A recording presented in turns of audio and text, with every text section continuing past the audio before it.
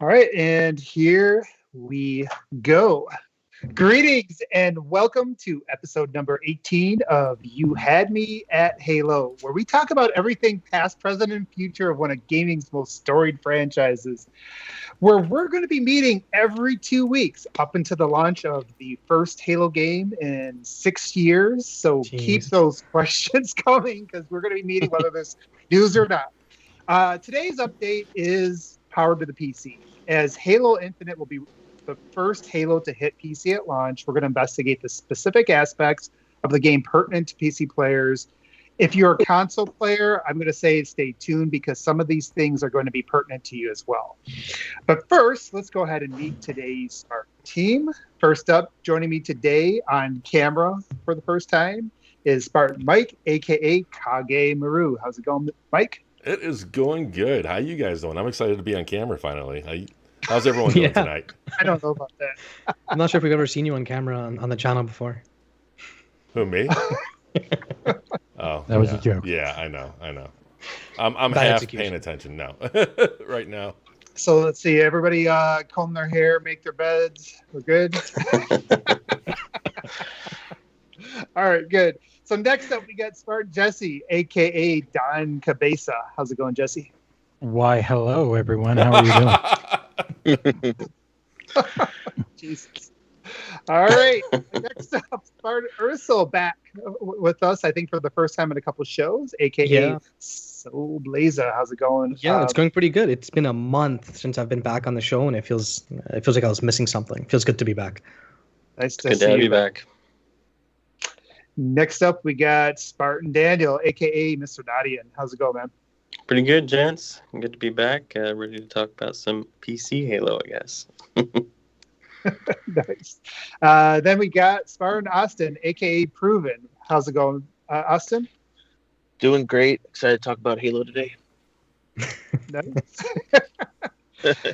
and finally, as your host today, it's Spartan One Bad Mother. All right, guys. So we did get a nice news drop, and I think we got plenty to talk about, more than probably a good hour's worth. But before we delve into this, we did get a little bit of news today that was also related to PC regarding the Steam numbers. And apparently, Halo, the Master Chief Collection, has had over 10 million unique players. And so I wanted to just kind of just bring that up before we move on to some of the other 343 updates and just get thoughts from this group on it. I know I have some initial thoughts, but I want to see, who else here, if anybody has any specific thoughts about what that could mean to Halo. Let's go ahead and start off with Mr. Ursul, it's been a while. Why don't we start off with you? So just so I know I'm paying attention, we're talking about the 10 million users, right? Okay, good. Yeah. I may or may not have been typing during that. But yeah, no, it's kind of crazy, especially considering that I remember when the MCC first launched on PC, we kept getting like daily or weekly updates of how high it was doing on Steam and how well it was doing. And then it kind of died down. I stopped getting them as much. And so I kind of figured people weren't playing it as much. But now you got the 10 million people? That's a lot of users. What was it? Recently we had sales for this one game. I don't remember what it was. So it was like 3 million and it was considered pretty successful. And this is 10 million on just one platform. And it's not just Game Pass either, because there's no Game Pass on Steam, and there's clearly selling like crazy on Steam. So I don't know. Halo is still a juggernaut. I mean, what else can I say? Yeah, I mean, and that's a really good point, because usually when you hear big numbers, the first thing you think about is Game Pass. But then you remember Steam doesn't have Game Pass. Hey, what do you think about that, Jesse? I think it just goes to show that all the people that keep doomsaying the game and the franchise are like, no. I mean, there's one thing that always comes back in games journalism, and it's that games journalism is not a good barometer for what is or isn't popular.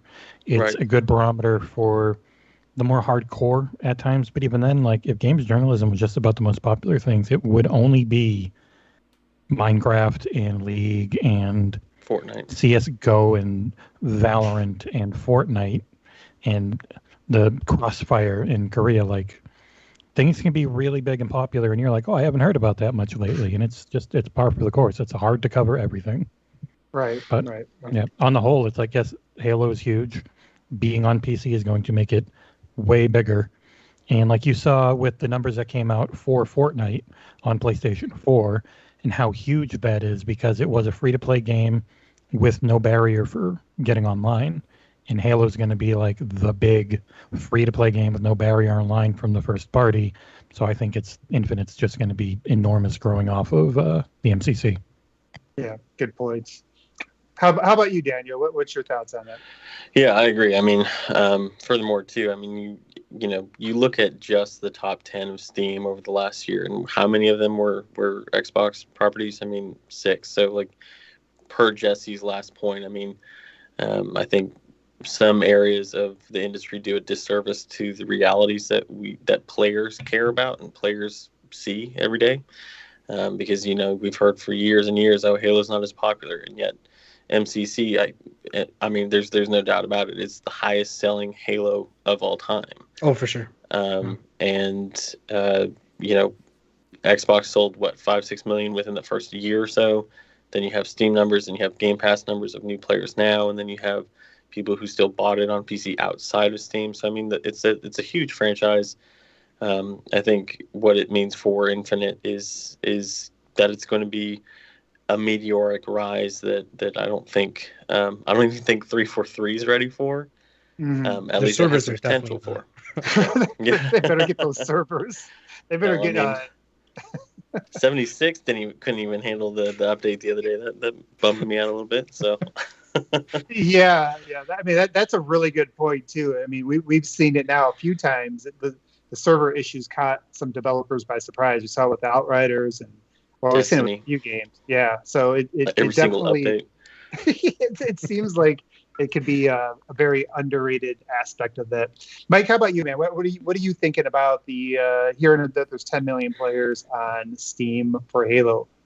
I mean, I kind of like what the other guys are saying. There's still a demand for Halo, and I mean, and conversely, it kind of speaks about how far Microsoft has to come on their own platform, but because it's there on Game Pass. But yeah, no, like that's awesome. There's a lot of because what was the total? That's $40, right? If you bought it all together. So I mean, yeah, and also when it comes to the closest you can get is like an estimate of about 4 million on Steam. So that would put it over 6 if it's on the Windows Microsoft Store. Oh, I thought it was 10 million on Steam. It was 10 million on PC is how they said it. Oh, okay. Well, then never mind. I take back what I said. Then yeah, even 4 million on Steam is a huge number. But yeah, it just means that there's plenty of demand for Halo, and it doesn't really matter where it seems. Yeah. There was how about you? Sorry. There was a Twitch like tournament for Halo 3 that had like Shroud and other people, and it got huge viewing numbers. And it was actually really fun to watch. Yeah. I mean, yeah, we're gonna talk a lot about that too, and there's gonna be some updates today that are gonna tie right into the community and this expanded community. And I think, even though I'm been a console guy probably really since the OG Xbox launch. I switched over from PC since then, and I didn't think that a lot of this would be pertain to me, but the more I started thinking about it, the more excited I was for this expanded community. But Proven, what's your thoughts on that? And like anything that came to your mind when you saw that? It kind of just proved that there's a big demand for Halo games. I think the MCC was like a perfect thing to add to PC because like every time they added it, it was kind of like they launched the game again. Like I remember when Halo Reach launched it had like a huge player base, and then when Halo 1 and 2 came, it was even more people. So I think when Infinite launches, it's going to be a free-to-play game, obviously on Game Pass. Like I think it's going to be like a really big launch. Yeah, no, I agree with you guys. The thing that sticks out to me, and Jesse, you said it, but it really pops out that it's 10 million on that's paid for a game that's been that's pretty old, right?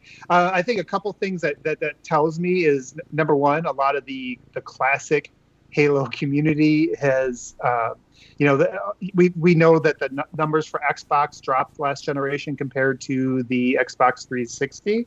But if you kind of wonder where some of those gamers went, a lot of them did go to the PC. A lot of those gamers aged up. They use that money to go ahead. Let me go ahead and put my phone on mute. Sorry about that, guys. But yeah. A lot of those guys, I think, did move over to the PC over that time, and I think that happens a lot of times too as gamers get older. They leave college, they get real jobs, and some of them decide they're willing to spend the extra money for PC, and they still got the time for all that stuff.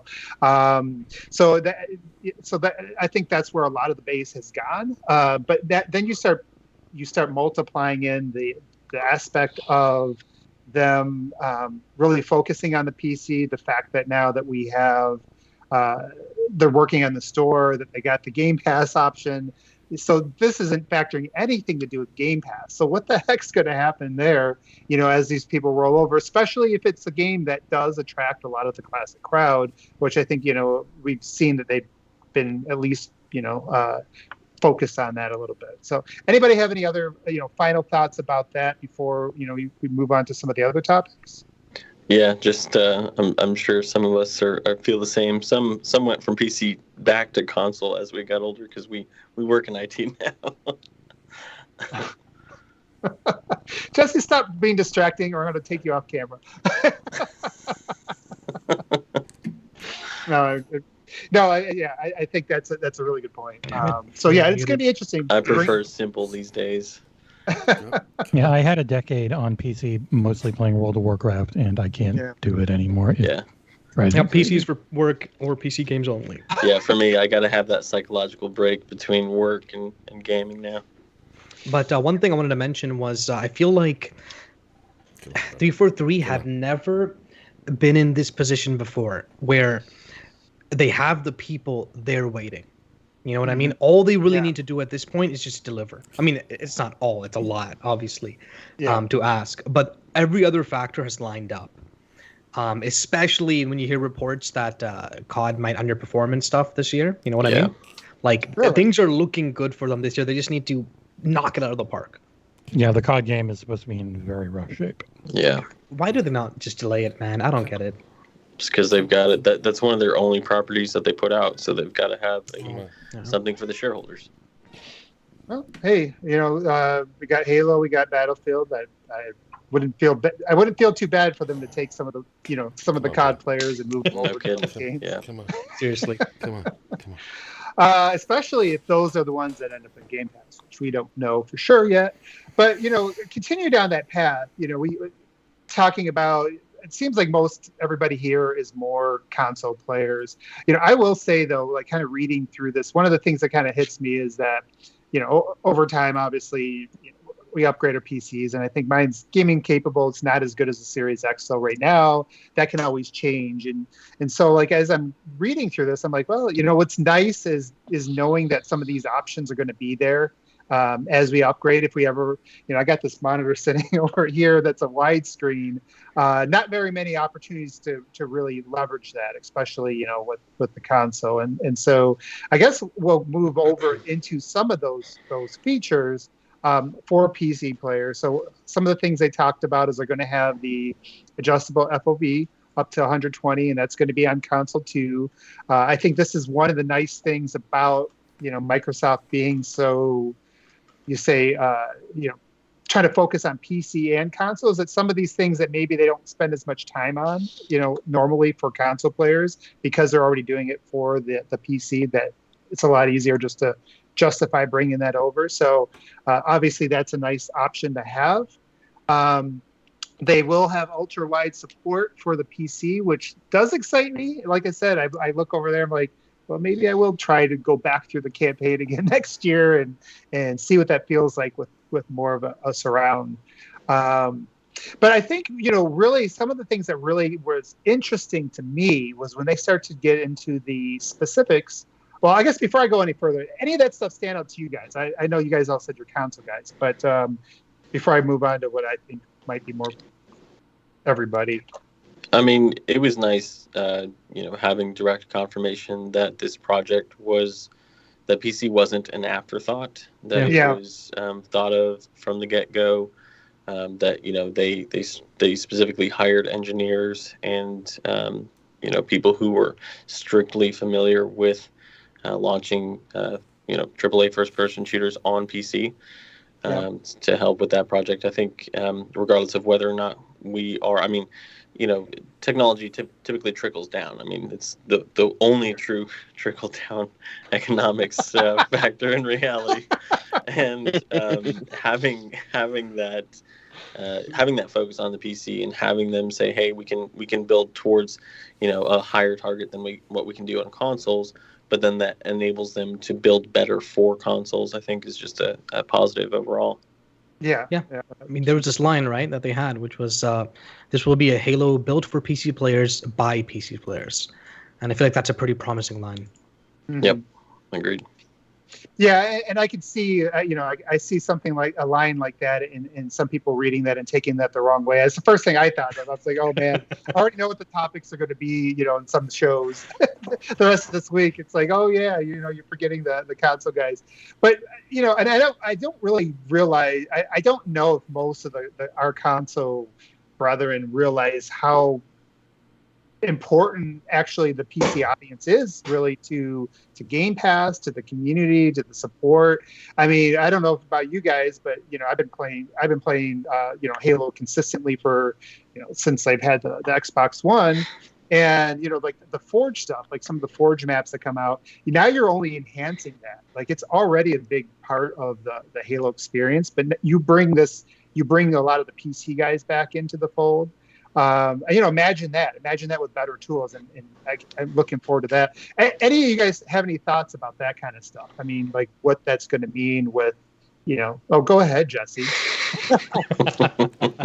Mainly just the fact that focusing on PC, and now the fact that the Series X and the Series S are their PC architecture, that, you know, that it's customized PC architecture, but everything in their whole GDK effort and all that, it goes Is ubiquitous.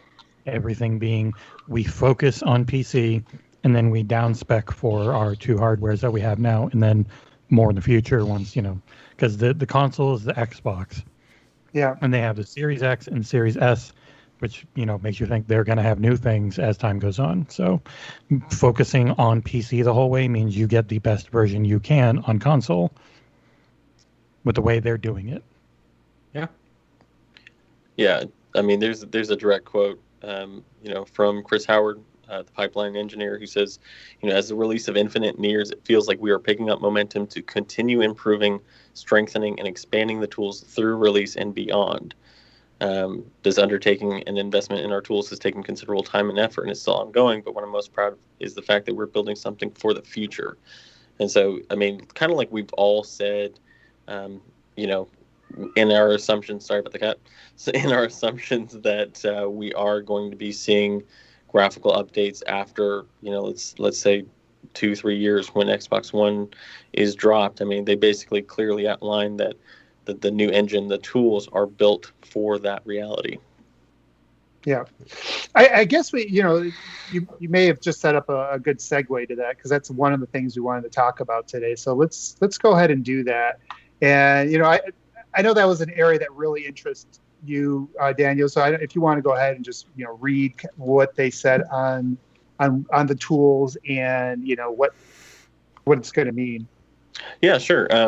So the full quote is the first part of, you know, I just basically read the last bit, but Chris starts out with, as we work towards finishing development and as we work to finish development and find creative ways to deliver the team's overall vision, beautiful art, and immersive experience across different supported platforms, we often need to make trade-offs that allow us to ship the game we envision at the cost of incurring a technical debt against our future. These decisions are never made lightly and typically done in the service of our players and deliver the best possible experience, but these debts must still be paid or they can come due at the worst times. Developing Halo 4 and 5 were challenging in their own rights, and we learned a lot from each of them. Though we had successfully delivered these games, as we know, the tools we had wouldn't be enough to achieve our vision for the future. With Halo Infinite, many of our most fundamental tools received significant overhauls, not only to work off the debt, but also avoid and be able to pay down new debt more effectively than before. And then it continues with my most or the previous statement. So basically, they're saying that they are laying the foundation now for an engine that is scalable for the future, so that when, just like we always reference Rise of Iron for Destiny, but just like that moment when Bungie basically dropped 360 and PS3 support, it was because they just couldn't handle it, or the systems couldn't handle the new DLC because of memory limits, because of CPU limits and things like that. So this is already laying the foundation for that cutoff point, but more broadly, it's laying the foundation for what seems to be an engine that is more future-proof, more scalable, more adaptable to change.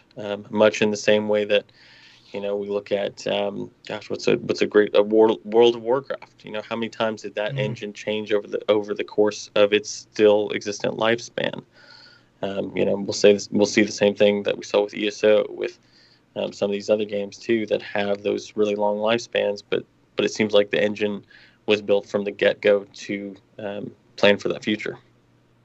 So is technical debt, is that like a common term used in this stuff? Mm-hmm. Yeah, we use it for programming as well. I'm sure Chris and some of the other guys that we've had on our main podcast would probably say the same. Mike, I know you're like a technical guy. You talk to developers sometimes, and so like when you heard that stuff, what were some of the things that came to your mind? Was there anything that kind of jumped out to you as something that really stood out in a positive way, or was it just kind of par for the course for you? No, a lot of it is kind of echoing what Daniel was talking about. I do think it's interesting though, and I'm not saying they go hand in hand, but they are using the agility SDK that they were talking about at GameStack just recently, and that allows a level of flexibility on the PC that they generally don't enjoy. And so that whole thing is interesting in the sense that kind of goes in line with what Daniel was talking about, and how they're just designing the engine that down the line they're going to be able to, especially continuing with that agility SDK type system, they're going to be able to add new features right as soon as they're, I guess, published or made public, versus needing to wait for the next major Windows update. Right. And so, it's forward thinking, and it's really exciting. And we've talked about how many times the possibility of like a 2.0 or something after they cut off last gen. So, these types of plans that they're making now, and these types of design choices that they're putting in the engine, is going to make those types of decisions easier in the future. So, and it won't require new tools. It won't require rebuilds. Like that in itself is awesome. Yeah. Like if it cuts down on like profiling stuff, that's going to be, I mean, just like the past ones, everything that I've read in this so far is, it's like you're saying everything right. It's like,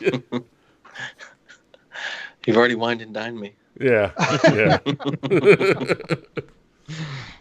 Oh, hey, Proven, I know you're not a PC guy. Did you have any thoughts on any of the technical stuff at all? I mean, it all sounds interesting. Like, obviously, like the FOV stuff, they confirmed that was coming to the consoles, and I expected that, obviously, that we'd get an FOV slider. Yeah, but honestly, just like everything they're saying sounds really interesting, and like a lot of the stuff, how they're saying they're going to continue to improve the game, like even post-launch, which is really exciting. Yeah. One of the things that kind of caught me about this, and we talked about this a little bit on some previous shows too, was the fact that this is going to be a long life cycle of a game, and we don't have Nick on today to predict that they're going to cancel the Xbox One version, but one of the things that I am expecting, and maybe one of the underrated pieces of having something like the PC, and this is this goes for some of the other games too. You think about games like Starfield and things like that, and I don't know, maybe they'll try to make the older version. But as they kind of move forward, when you start lumping in the PC audience with the next gen console, that really allows you to make that transition faster. Because we know in the past, I've said this before, and any of us who talk to developers know that developers will tell you the number one thing that holds back their game design, anything that they want to do, it's not teraflops, it's not even memory, it's definitely not SSDs. It's what it is. It's in the business room, right? It's like, well, who's going to be able to buy this game? And so there's always that trade-off. It's like, hey, if you're going to maybe make something that's like super next gen, maybe you can get ahead of the pack and stand out, and that might be a reason to move away from previous consoles. But that aspect is always going to come into play. And so when you bring in this PC audience and you bring in some of the tools the way they're trying to streamline a lot of the development, this goes back to what we were talking about earlier with the 10 million people on Steam, and obviously that number is going to grow when you start adding in Game Pass. It just gives them more opportunity to say, hey, maybe for the next iteration, or we can move forward. Like we can, obviously they're going to put out this game. It's going to run on the Xbox One. That's going to be part of the audience initially, but as they build out campaign, and DLCs, like you're saying with Destiny, I think this is going to, allow them to move ahead quicker. And it's nice to hear about the fact that this engine is so. Was one of the hurdles, was making sure it's flexible, because a lot of the other thing people were really concerned about, and I think this is a fair concern, is like, hey, if you are going to make this game a 10-year game, are you, and it's going to run on Xbox One initially, then how far can it go? And what they're trying to communicate is that, hey, it can go pretty far. That where it's at today, or where it will be at in 2021 isn't where this thing's going to land, 3, 4, or 5 years from now. It can continue to iterate and build, on in advance over time and take advantage of that hardware. So that's my point. All I got to say about that. Well said. Take a breath for air. yeah. I get running. Yeah, everybody goes to sleep, and then let's come back to the next topic. All right, so let's. Anybody else want to throw anything else come to your mind before we kind of move on to some of the other stuff they brought up? I mean, it's not related necessarily to the things, which is something you mentioned and I feel like this is a big advantage that this game and Xbox exclusives in general has over the competition. It's just the fact they launch on PC. You know what I mean? Yep. You don't have to wait for an entirely new audience to purchase your console again. You have these tens of millions of people ready and able. And it's a huge pro, in my opinion. Yep. And without very little, if no con at all. I don't know. Can Sony release on PC? Basically, is what I'm saying. They can. They can't. I don't think they're built to do it day and date at all. No, it goes against their model. Yeah, when they talked about in their earnings call getting more this year, people are like, oh, they might do more console stuff that they hadn't announced. When I think that'd be more catching up on PC stuff is more likely, as where with Microsoft. And were we going to cover Matt Booty's blog post from this morning where he talked a little bit about Halo? Why don't you cover Matt Booty's blog post, Jesse?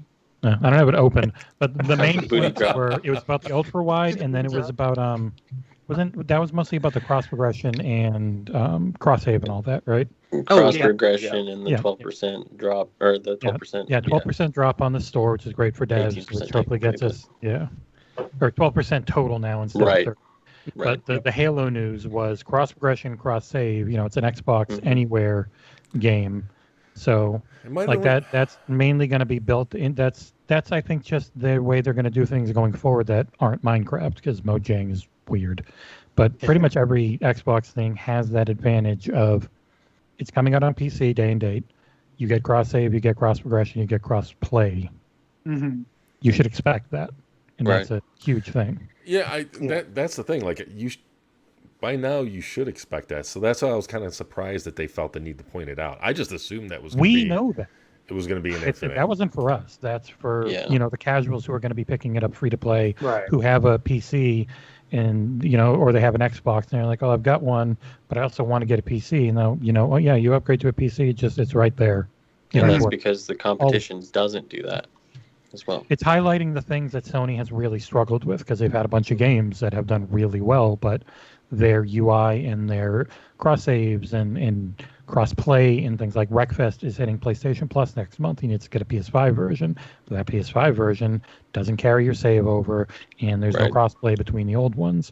As where with anything on Xbox, it's the whole system with smart delivery and all that. It's there, and it is a big advantage that they are really starting to push.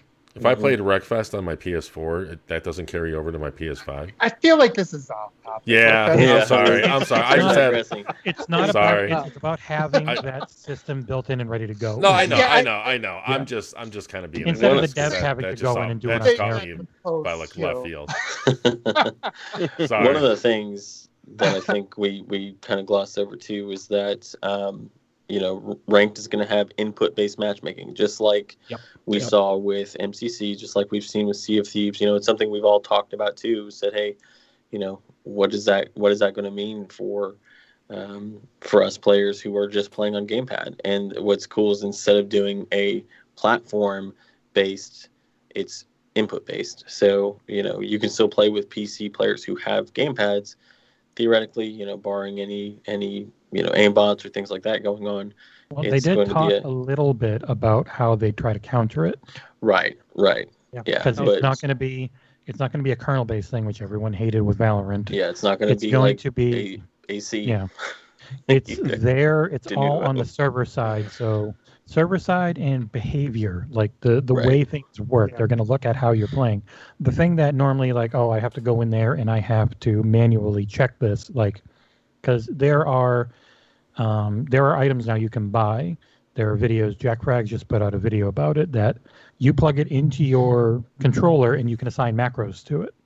And so it will fight. It'll tell your controller is doing the perfect movement to keep your shot perfectly still. So you have zero recoil in a game. So being able to see that, okay, this person has perfect recoil in every shot, that's horse crap. Yeah. Look into it. Like having that type of automated system is the best way to go at it. So in a way, and it's interesting, like this is actually one of the things in today's article, this was the number one thing that excited me. And I go on my buddy's show, on Basement Radio all the time, and I make fun of him because he's like PC guy. And I'm like, oh, you love the aimbots. He's always saying Master Race. And I'm like, I was like, oh, okay, you get to pay extra for the aimbots. But really, I'll tell you, one of the reasons why I've been a console guy for so long is I like to use the controller. That's just the way I like to play shooters. It's just more comfortable for me, and I want to play against other people with controllers. And I do understand that even on the console there are people that cheat. They get the XM or whatever. Zim is the big one. Mm-hmm. Yeah, there's people that cheat and get that stuff. And one of the big fears with crossplay, and this was so you were talking earlier about you don't see any negatives. The biggest concern ever since this was announced is like, okay, we've been paying before everybody was paying for the Xbox Live, and now you're bringing in the PC, and it's like, so now we're gonna even though we're paying, we're gonna get the cheaters and stuff like that, and we were there was some fear about that, and I think there could still be some learning processes or things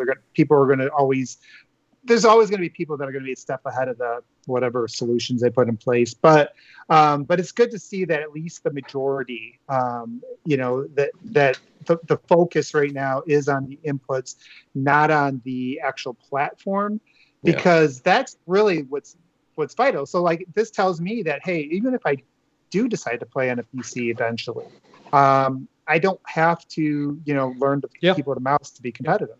I can just pick up this, go play with my friends that are on console. They don't even need to know the difference, right? We can still do the input-based stuff, and that was really exciting for me because it expands, and like you were saying, so it expands the base without really bringing in some of the at least they are being proactive to try to mitigate those types of concerns.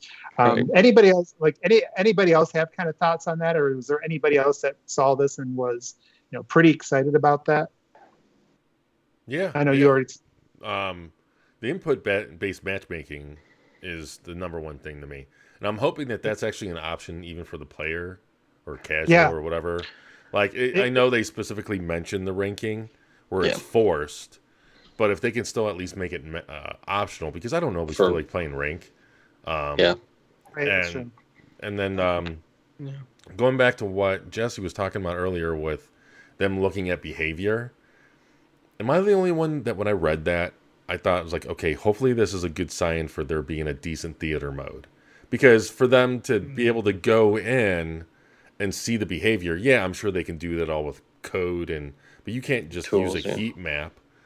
So hopefully they have some kind of tools to, like, capture actual gameplay if they're going to be looking at this behavior. And I don't know. I would absolutely love to have like campaign theater mode again. Yes, like the classic theater mode. Yeah, man. So, I feel like the fact that they made it really obvious that there isn't going to be de novo should make it obvious to everyone that, it's PC players making this game. You know what I mean? Yeah, they're like, it's not going to root your system, so... we know exactly what that is. No, thank you. Yeah, Ubisoft. Yeah, seriously. Yeah, so I think in conclusion, I mean, what's nice is that we might actually have less cheating per person, obviously per capita, because of the fact that they're looking at the behaviors, and hopefully that does identify those guys that got the little cheat things on the console. So, all right. So any other thoughts about that? There's some other interesting things here that came out today. Anybody else have any thoughts about the input or the input matchmaking aspect? Go for it. Yeah, pretty self-explanatory. It is cool though that you can plug a keyboard into the Xbox. Yeah, and play with PC players. That's pretty cool. Yep. Yeah. So it goes. It works really well in Sea of Thieves. You think about that. That might be a thing too, where it's kind of hard to get the cards this year, and if somebody runs into accounts, maybe they go, hey, you know what? I'll just play here for now, and then all that stuff transfers over when I get my card next. For 1/10, and it'll still be by far price to performance. You don't get much better than buying a console. It's Series X especially. While we're on the input I can't understand how bad PC pricing is. It's so crazy. Yeah, it's nothing else, man. Back in my day. God, I looked the other day and I was like, Jesus, no way, man. Your best deal is to buy everything included, pre-built, and then just sell the extra parts. You get the pre-built. That's exactly the way it is right now. Because there are cards, they're holding them back to sell pre-builts because they make way more money on that. Mm-hmm.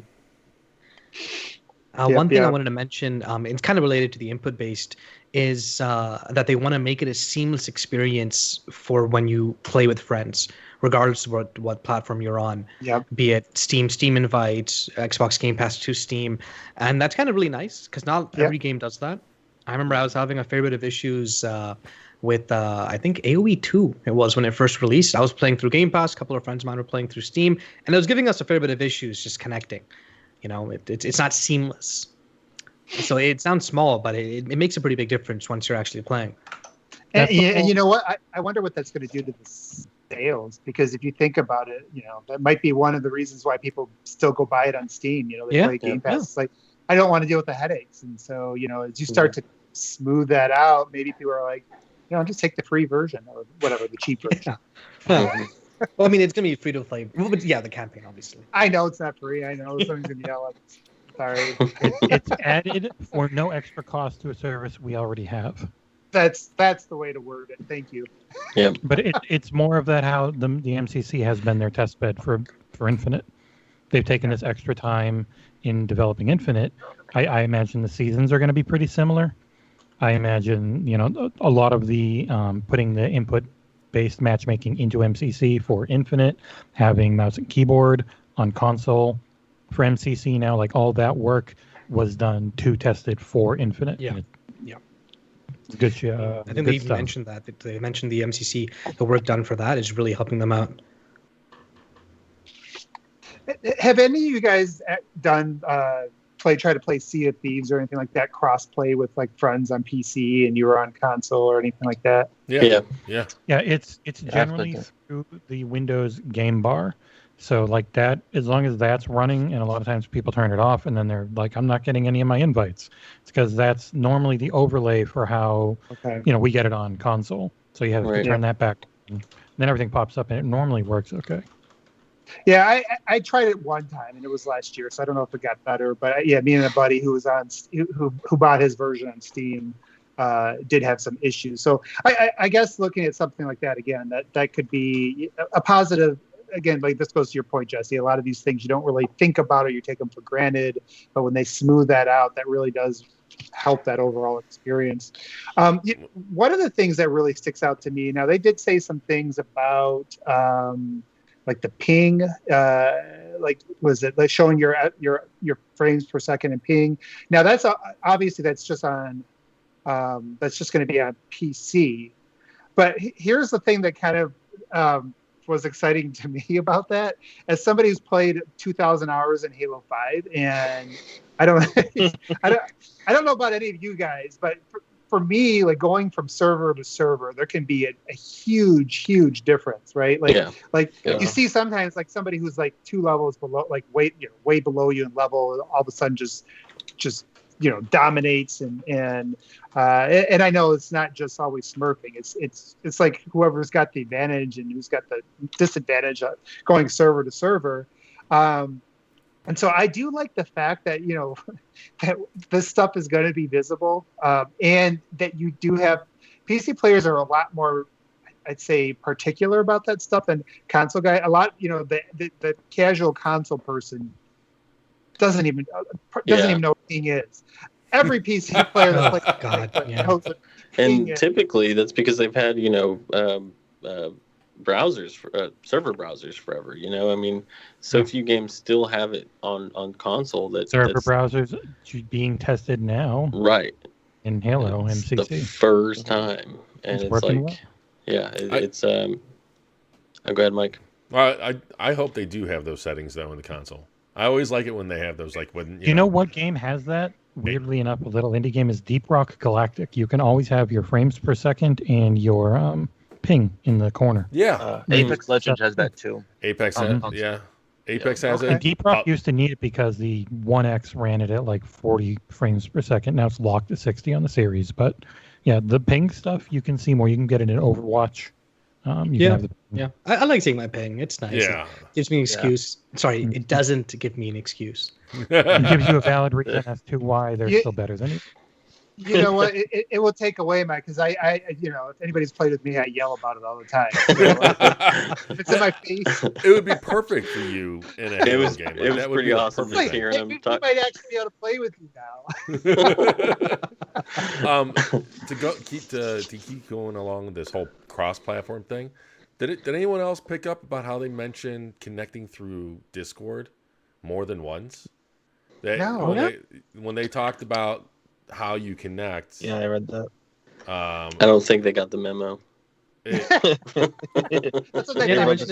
Joining your friends through Xbox Live, Steam, and Discord, making it convenient to get into a match regardless of which platform you are on. Yeah, and I think they mentioned connecting through Discord more than once, and so twice, 2 times.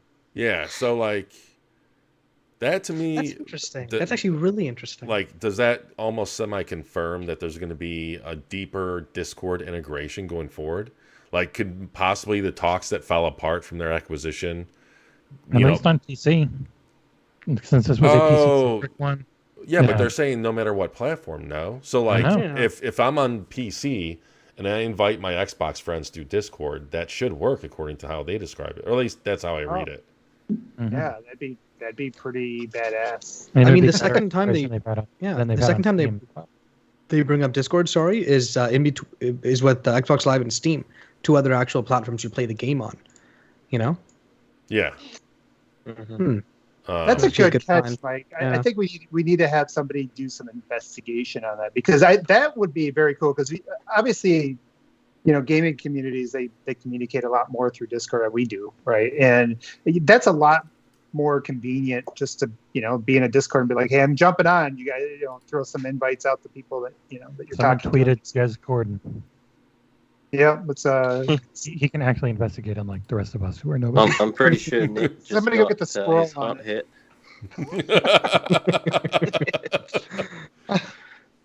Let's go put the squirrel on the case and find out what came of those talks. Besides, we know there's no buyout, but maybe there's something else there. So yeah, Friendship. better friends. So yeah, the FPS, the ping in performance is going to be huge. Especially as you kind of move across to things like, as you expand different game modes and things like that, being able to kind of control that stuff.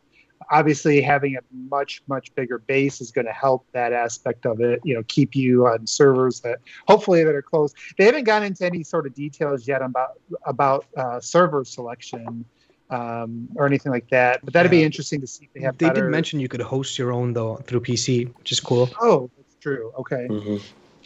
So that'd be interesting. Yeah, with you being able to log into more than one device now with your Microsoft account, does that mean I can launch it on my PC and create a server and play it on my Xbox? And play it with yourself? Yeah, Wow. Okay, I mean... I don't think you didn't... Achievement shooting. But yeah, you probably should be able to do that, though. Yeah, that's interesting. Mike would be the one who would still die to the PC version and not move. Complain about the ping, too, right, while you're at it. Yeah, that's what I got. Made me run myself over.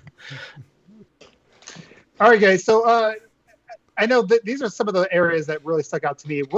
What are some things is there anything else from today's update that really caught you that you think are going to either be a big deal to your PC buddies or you think is going to kind of roll down to you as a console player from some of the updates they had here? The biggest thing for the esports focused people and the multiplayer focus, the fact that you can lower every setting and get a nice wide field of view is going to be huge because they want the most frames possible, the clearest view possible, which is generally set everything to low, and the biggest, the widest field of view that works well for their monitor. So it's got all the normal PC, really sweaty esports settings. So it will really harken back to the old OG Xbox Halo style because it'll look like that. It'll just run faster. Just like a Halo 3 mode where it just looks identical. You wanted classic Halo? I would absolutely love that. It's like we delayed the game so that we could give Craig a face, and then you just downgrade him back to where he was. That grunt had a beard and a mustache. He wasn't fully bald. It took a whole year. Oh wait, so is Mike? No, he's a lot nicer. Mike's a good example of what happens when you lose your detail. No, I'm just kidding. Definitely a downgrade there. All right. So, anybody else have any thoughts? So we kind of touched on it. So obviously, to kind of recap, there's some really, really nice settings for PC players. It looks like it's built to kind of give them all the options they want: display settings, keybinds, all that good stuff. We got the ping stuff. Obviously we're expanding the base. It's going to be better to play together. We're going to have controls on the cheating, and it's going to be a lot easier to play cross-platform. It just sounds like there's going to be just a massive amount of people playing it. I mean, hopefully that's going to open it up. I'm really excited about some of the things this might mean. So if we don't have any other thoughts about the PC stuff, so I'm going to just going once on that. Any other thoughts about I guess specifically? Just one thought is that anyone that's worried about anyone that's worried about any of this playing on console, I would think this benefits the chances of anything coming to, say, current gen or new gen consoles, especially because there's a lot more platforms now that have ray tracing and variable rate shading and all that. So this just is a good thing for all players, really. Yeah. Yep. Better CPUs, right? Yeah.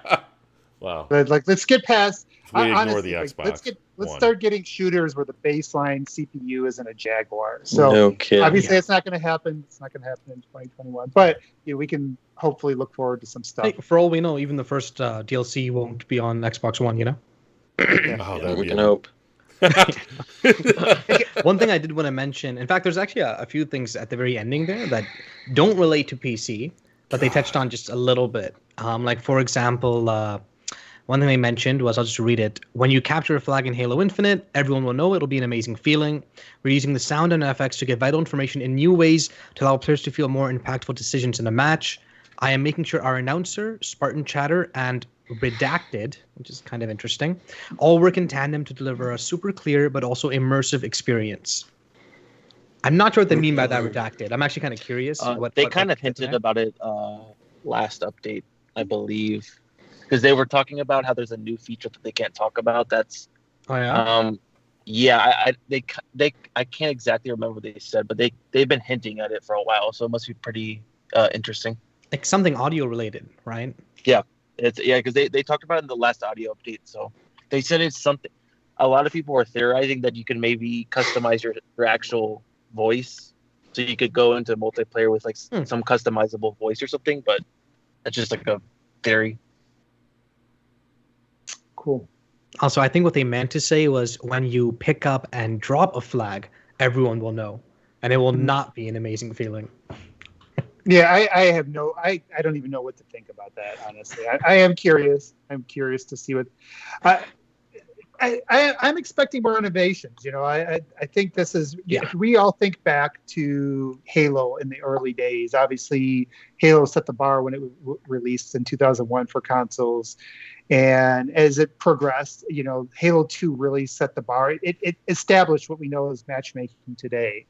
And then Halo 3 really established what we know for the Forge mode and players being able to create stuff on a console, making that streamlined so you didn't have to be real super technical to build things. And then we've seen how that's expanded and into other games. And then you've had theater mode. You've had a lot of like neat features, and so I am curious to see how they start to tie these things together. The community aspect, and you brought up some good points, Mike, about the Discord, like how, and they really focused on how they're going to bring everybody together and across all these different platforms and social apps and things like that. So you got to think that there's going to be, I don't know what those are going to be, but I'm excited to really start to see some of these things roll out, see what the next gen Forge looks like, and things like that. But yeah, I think that's going to be something we're going to keep our eyes open. It is interesting. I suspect it might be something community or streaming related. I don't know, but who knows? Yeah. Let's see. I'm looking at in our comments to see if anybody has any questions. Let's see. We have Mortang saying proven not getting past the parental lock on the webcam. Sorry. Let's see here.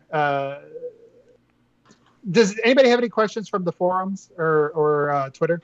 Good question. I did not grab those before getting on. All right, so give that a second. Somebody asked about Game Pass and Netflix. Wrote a big article on that. It wasn't that much work. If you get a chance, go to XboxEra and check out our is Game Pass is it the Netflix? Is it positioning to be the Netflix of games article? Got lots of stats on that. So yeah, I do believe it's going to have a big effect on Halo. All right, so we might actually have we might finally have our show within an hour for the first time, like we always try to aim. Was the tidbit we could talk about the TV show if we wanted to bring that up? Oh, that's right. Okay, yeah, go ahead and bring that up. Secret insight. Wait, Ruben, I think you wanted to say something beforehand. Yeah, just real quick, I just caught this. Near the end of the article, they were talking about how they just recently started testing with external partners, so people not inside the studio, and they also talked about they keep saying make sure that you have your your Halo Insider profiles up to date. So that just makes me think that there's going to be some sort of public beta coming out really soon. That's Maybe pretty much what they said. If you want to be a part of any beta test flights, you need to make sure you're signed up for the Insider program on the Halo Waypoint. Yeah, so They that might makes it do sound like it's for going to be NPC right now. maybe as soon as after E3, which I'm hoping that happens. So Oh, obviously. please. I mean, it kind of has to be, right? Just- We don't have that much time left. Yeah, If the they game won't have time to do particularly- anything with. Yeah. Halo games have come out in September before. Yeah, that too, right? I was No. gonna say also. I guess speaking of Waypoint, they did mention they're gonna redo the whole thing. I think something like that. Yeah, they're going to Yeah. Yeah, they're gonna remake the app and everything. Yeah, that'd be interesting for stat tracking and things like that. Yeah, that'll be nice. I wonder if they'll Okay. track my packet loss. Yeah. Did you get any questions?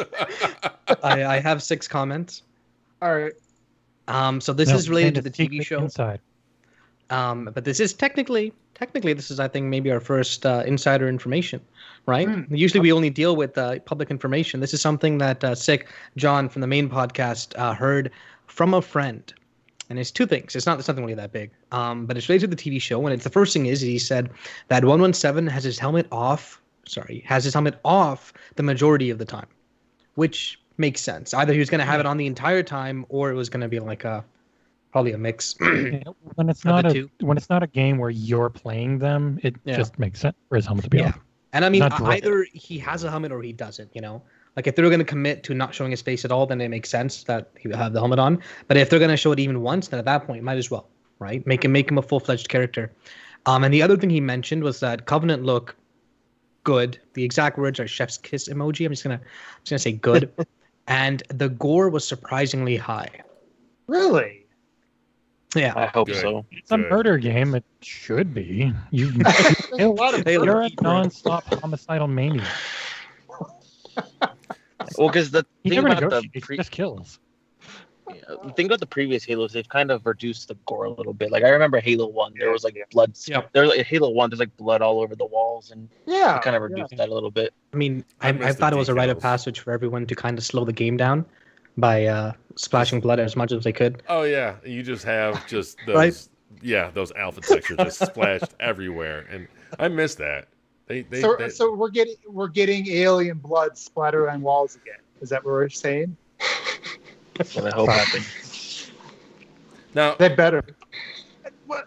So like, one of my fear. Well, there's not been too many things that I've liked most of the updates that we've had. One of the things I think I did fear when we first saw the game last year in July was, oh wow, like the background looks like it would be great for Legos, and that character does look like he'd be a great action figure, but maybe not that menacing of a thing in a game. So that would be very interesting, and I wonder. They did say something about getting feedback, and I don't know if that was it, but they did mention something about some of the feedback they got last year affecting some things they did. So I wonder Wait. if that root of the gore could be, something that was part of that. The gore is the TV show. yeah, the Yeah, gore again, is though, the this TV is show, the not TV the show we're game. speaking. Dang it! Yeah. I want it in the game. I want to see it splattering them. Well, with it being on PC, you'll probably get mods, and then you Look at the can mod- rip and tear to your heart's content. There we Well, go. we're all gonna. I'm gonna have to upgrade my PC. Doom Chief. Now I'm waiting for the make every enemy a Promethean mod. I'll Oh, sneak that onto no. your computers. That's the proven. The Halo Hard 4 pass. Promethean Knights, every one of them. am I the only one here that's kind of disappointed about the chief taking his helmet off? Like, No. I mean, it's I- probably in the actor's contract. He's like, Well, you've got to see my face. because they got some like well-known actor, right, to play him. Pablo Yeah, Schreiber, yeah. Pablo Schreiber. He's a good actor. Yeah. So like, Mhm. but from everything that I've heard, that Star Wars series, the Mandalorian. Mandalorian, everyone that watched it, they're like, this proves that you can have a helmet. He takes his helmet off. Oh, he does. I Wait, mean, really? Is that a spoiler? Well, he has it on most of the show. He takes it off. A couple Yeah. times. So He for can the take most it part, off he has it when on. no one else is around. Wait, if you're taking it off like how Chief takes it off at the end of Halo 1, like are we? It's another helmet forgetting- underneath. Because his thing is he can't take it off when other people are around, but he doesn't have to have it on all the time. Yes. Okay. It's like a religious thing for them, right? I'm pretty sure. Yeah. Mhm. Yes. Yeah. Are we forgetting the OG mask wearer, Tom Hardy / Bane? I mean, come on. We've already had a presidency. No one can do ours. No, but I know what you mean, Mike. Really. It's not the In biggest a deal. sense, I'm kind Fine. of annoyed that he's even such a big central character. And I know, I get it. We've had our discussions, but I feel like if they're doing Chief, they probably want to like make him as much of a character as they can, and no helmet is part of that, I guess. I'm open to it. Yeah, They have to do it Yeah. right. I'm- They have to do it. I don't right. like it on the surface, but yeah, I guess Yeah. we'll have to see. Eventually, it's going to be its own thing, right? That's what Yeah. we've heard. So it's not going to. Right. they picked a great actor. That's I- one thing I'm happy about. Yeah, they picked a good actor, but I think what was it? One of the last podcasts we discussed how they said that it was going to be its own thing, like it's going to appeal Mhm. to kind of its own audience, and I think showing him without his helmet is one of those moves that was like them telling us that in the past prepared us for news like this or potential news. Yeah, Right. you're right. You're right. Yeah, 'cause that's a clear divide right there. Yeah. So I mean, hey, you know what? I'm hoping for the best. I really am. I want it to be the next Game of Thrones, I guess, or at least Witcher. I don't Yeah. think it's going to be that violent. No, I think No, it might just in still be quality. pretty big. Because Yeah, it is like- It is their premiere show for their exactly. Yeah. Yeah, like The Witcher was a good show. Like if it could just be like not terrible, like that's all I'm kind of hoping for. Like I just want to watch it and be What? like, this was pretty good. Like I'm not expecting it to be the greatest thing I've ever seen. You know? I'd love to see your dating profile, Ruben. I just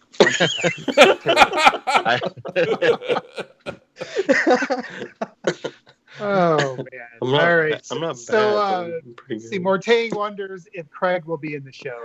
That he absolutely has to be in the show. It'll be That's a a good plushie somewhere. I don't think there'll be brutes in the show. No. All right.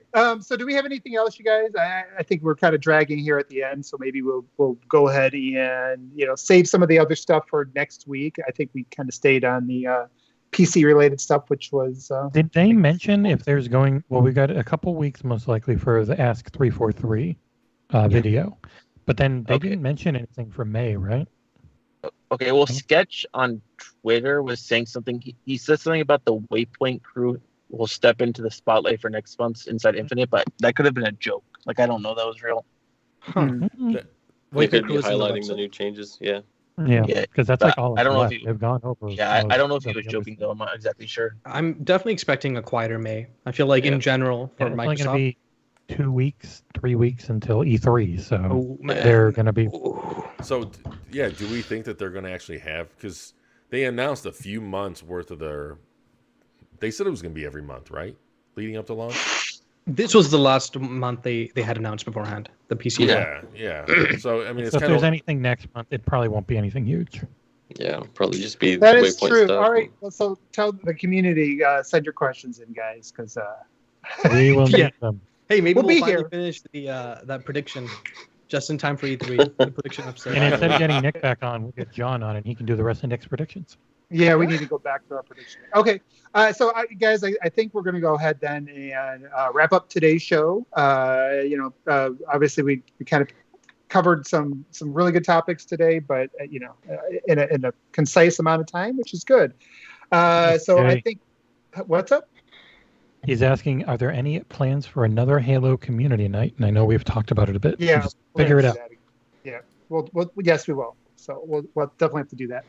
All right, but I'm going to go ahead and basically say let's thanks everybody for joining us. And so Yeah. why don't you go ahead and wrap it up since you're a lot better at it than I am.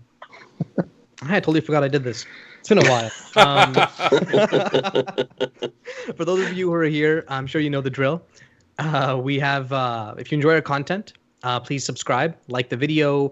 Please comment. Commenting really helps. Just let us know that people are there watching. They want to engage. If you really enjoy our content, we have a Patreon that you can check out. We have some smaller tiers as well if you want to just pitch in whatever you can.